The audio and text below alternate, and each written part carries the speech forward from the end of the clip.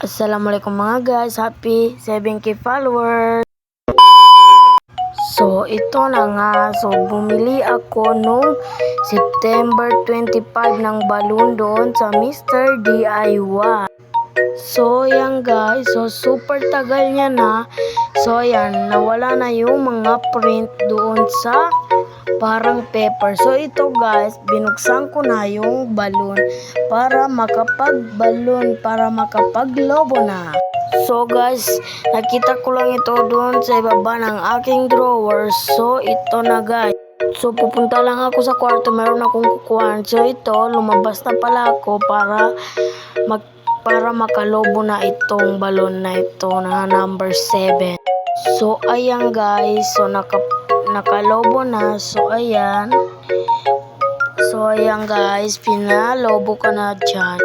So guys, so 7,000 na din tayo. So pakipalo na lang ang aking TikTok page guys. Sana maabot din nito ang aking 7k followers, maging 1,000 din doon.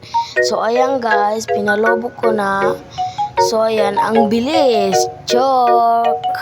So ayan, mapapapicture lang ako dun sa kabila dun sa ubay na get mamuso lang nga namba. So ayan guys, so happy 7k followers on Facebook.